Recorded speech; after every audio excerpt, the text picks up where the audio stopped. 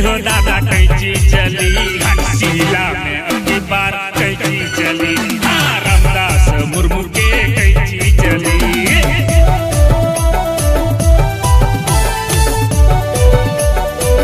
झारखंड में घाटशिला विधानसभा उपचुनाव की तारीख नजदीक आने के साथ ही घमासान मचा है। रणनीतिक बिसात पर गोटियां तेजी से बिछाई जा रही है, हर दांव हर पेंच आजमाए जा रहे हैं, समीकरण तेजी से बन और बिगड़ रहे हैं और उसे संभालने में दलों के रणनीतिकारों के माथे पर बल पड़े हैं। जातीय समीकरणों को साधने की कलाबाजी पुरजोर देखी जा रही है, टसल तगड़ा है। साफ शब्दों में कहें तो सत्तारूढ़ झारखंड मुक्ति मोर्चा और प्रमुख विपक्ष भारतीय जनता पार्टी के बीच। लेकिन झारखंड मुक्ति मोर्चा और भारतीय जनता पार्टी के बीच इस झकझूमर में झारखंड लोकतांत्रिक क्रांतिकारी मोर्चा भी अपना जोर दिखाने के लिए पसीना पसीना हो रहा है। साधन कम, सुविधा कम, लाओ लश्कर कम, पर नारे गूंज रहे भरदम। घाटशिला में 11 नवंबर को वोट है। झारखंड मुक्ति मोर्चा के विधायक और सरकार में शिक्षा मंत्री रहे रामदास सोरेन के निधन से खाली इस सीट पर उपचुनाव हो रहा है और रामदास सोरेन के पुत्र सोमेश चंद्र सोरेन पार्टी के उम्मीदवार हैं। उनके सामने भारतीय जनता पार्टी के बाबूलाल सोरेन हैं, जो 2024 के चुनाव में रामदास सोरेन से लगभग 23,000 वोटों से हार गए थे। बाबूलाल सोरेन पूर्व मुख्यमंत्री चंपाई सोरेन के पुत्र हैं। सोमेश की जीत तय करने के लिए हेमंत सोरेन और कल्पना सोरेन ने चुनाव प्रचार की कमान संभाल रखी है। इनके अलावा झारखंड मुक्ति मोर्चा के कम से कम 50 बड़े नेता, जिनमें मंत्री, सांसद, विधायक, पूर्व विधायक शामिल हैं, चारों तरफ फैले हुए हैं। इधर चंपाई सोरेन, बाबूलाल मरांडी, मधु कोड़ा, विद्युत वर्ण महतो बीजेपी का मोर्चा संभाले हुए हैं। इनके अलावा बीजेपी के कम से कम 40 सांसद, विधायक, पूर्व सांसद, पूर्व विधायक, पूर्व मंत्री, पूर्व मुख्यमंत्री एक एक वोट जोड़ने की कोशिशों में जुटे हैं। ओडिशा के मुख्यमंत्री मोहन चरण मांझी, पश्चिम बंगाल में बीजेपी के बड़े नेता शुभेंदु अधिकारी प्रचार करके लौटे हैं। तब यह पूछा जा सकता है कि झारखंड मुक्ति मोर्चा और भारतीय जनता पार्टी के बीच सीधी लड़ाई और टसल वाले मैदान में एक विधायक वाला दल झारखंड लोकतांत्रिक क्रांतिकारी मोर्चा कर क्या रहा है और बनते बिगड़ते समीकरणों में झारखंड लोकतांत्रिक क्रांतिकारी मोर्चा की कैंची किस पर चलेगी। पूछा यह भी जा सकता है कि घाटशिला में झारखंड लोकतांत्रिक क्रांतिकारी मोर्चा कितने पानी में है और उसके सामने कौन सी बड़ी चुनौतियां हैं। तो इस खबर में हम झारखंड लोकतांत्रिक क्रांतिकारी मोर्चा पार्टी के उम्मीदवार खेवनहार और उसके वोटों के गणित की ही चर्चा करने जा रहे हैं। कड़वा सच यह है कि झारखंड लोकतांत्रिक क्रांतिकारी मोर्चा एक मजबूत और तीसरा कोण बनाने की लड़ाई से गुजर रहा है। हकीकत यह भी है कि यहाँ जयराम कुमार महतो और उनकी पार्टी के सामने खोने को कम, पाने को ज़्यादा है, पर इतनी चुनौती जरूर है कि अगर 8,092 से ज़्यादा वोट रामदास सोरेन को हासिल हो गए तो नतीजे आने के बाद जयराम के लिए जोर देकर कहने का यह स्पेस जरूर रहेगा कि पार्टी ने अपना जनाधार घाटशिला में बढ़ाया है। 2024 के चुनाव में रामदास मुर्मू को 8,092 यानी 8,092 वोट मिले थे और वे तीसरे नंबर पर थे, जबकि चुनाव जीते रामदास सोरेन को लगभग 98,000 वोट मिले थे। यानी जीत और हार का फासला बहुत बड़ा था। एक और महत्वपूर्ण बात कि झारखंड लोकतांत्रिक क्रांतिकारी मोर्चा पहली दफा किसी उपचुनाव में उतरा है और यह उपचुनाव कम समय में गोल करने का खेल है, चाहे साम दंड भेद जितने आजमाए जा सके।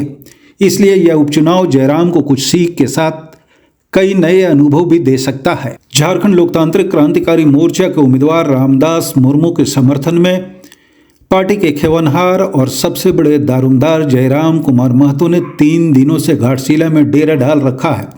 जयराम सुबह से रात तक प्रचार कर रहे, हर वो गांव हर वो टोले जा रहे हैं जहां से वोटों की सिंधमारी की जा सकी। कभी नंगे पांव, कभी साधारण चप्पल में, बातें एकदम खरी खरी। जयराम अपने भाषण में छात्रों को ई कल्याण के तहत स्टाइपेंड नहीं मिलने का मुद्दा उठा रहे, शिक्षा, रोजगार, नियोजन नीति, स्थानीय नीति, खनिज संपदा के दोहन, हक, अधिकार की बात कर रहे।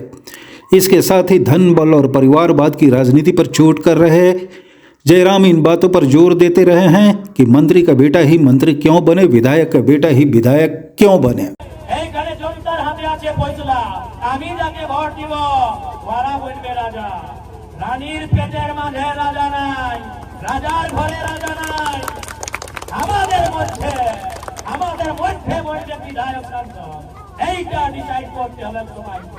তো সেই জন্য মায়েরা মাসিরা কাকিরা দিদিরা এবার না সোমেশ সোরেন না বাবুলাল সোরেন, এবার রামদাস মুর্মু।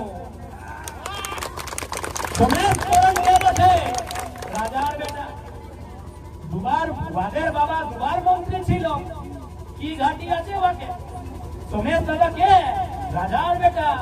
এই বাবুলাল সোরেন এই লম্বা লম্বা চুল কে? এই আমাদের বাবুলাল দাদা কে গো? চম্পই চাচার বেটা। চম্পই চাচা মানে পূর্ব মুখ্যমंत्री, पूर्व मुख्यमंत्री मंत्री। इससे पहले पखवाड़े भर से झारखंड लोकतांत्रिक क्रांतिकारी मोर्चा के नेता देवेंद्र नाथ महतो, मोतीलाल महतो, प्रेम मार्डी, दमयंती मुंडा, विजय साहू, बेबी महतो, सूरज सिंह, विजय सिंह, पूजा कुमारी, दीपक रवानी, राजदेश रतन, संजय कुमार, महेंद्र मंडल, बिहारी महतो, तरुण, गोपेश, नवीन महतो, पूजा महतो सरीखे नेता प्रचार में जुटे हैं। रामदास मुर्मू के लिए भी यह उपचुनाव खुद को मांझने मजबूत करने का अच्छा मौका है। जाहिर तौर पर वे जितना सक रहे हैं लगे हुए हैं। झारखंड मुक्ति मोर्चा अपने आदिवासी वोटों को लेकर इत्मीनान है, जबकि भारतीय जनता पार्टी मोर्चा के इस वोट बैंक पर दरक लगाने की जद्दोजहद से गुजर रही है।